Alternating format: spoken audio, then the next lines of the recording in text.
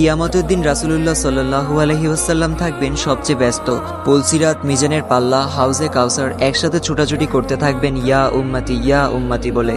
জিব্রাইল আলাইহি ওয়াসাল্লাম ওনাকে তুলবেন কবর থেকে। রাসূলুল্লাহ সাল্লাল্লাহু আলাইহি ওয়াসাল্লাম জিজ্ঞেস করবেন, কি ব্যাপার জিব্রাইল, আমার উম্মত কি উঠেছে? ওইদিকে আবার মুসা কালিমুল্লাহ আলাইহি ওয়াসাল্লাম আরশের খুঁটি ধরে আছেন আর বলছেন ইয়া নাফসি।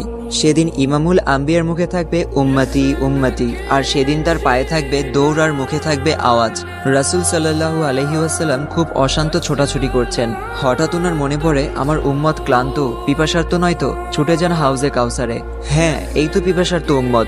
নিজের হাতে হাউজে কাউসার থেকে পানি পান করাবেন আর বলবেন পান করো, আর কখনো তৃষ্ণার্ত হবে না। হঠাৎ মনে হবে মিজানের সামনে দাঁড়ানো উম্মতের কথা। ছুটে যাবেন সেখানে, দেখবেন উম্মতের বামপাল্লা ভারী হয়ে যাচ্ছে। পেরেশান, তিনি হয়রান। অতঃপর দৌড়ে যাবেন দুরুদের পিটারার সামনে, যেখানে তার জন্য পড়া দুরুদ উম্মতের নাম সহ একটা বক্সের মধ্যে জমা আছে। সেখান থেকে দুরুদ নিয়ে ডান পাল্লায় দিতে থাকবেন যতক্ষণ না তা বাম পাল্লা থেকে ভারী হয়ে যায়। মাক্কামে মাহমুদের পাশে ওনার জন্য আসন পাতা থাকবে। আল্লাহ তাআলা বলবেন, হে নবী বসুন। তিনি উত্তরে বলবেন, না বসবো না। আল্লাহ বলবেন, জান্নাতে যান। নবী সাল্লাল্লাহু আলাইহি ওয়াসাল্লাম বলবেন, না যাব না। আল্লাহ বলবেন, জান্নাতের পোশাক পরুন। নবী সাল্লাল্লাহু আলাইহি ওয়াসাল্লাম বলবেন, না পরবো না। আল্লাহ বলবেন, বোরাকে উঠুন।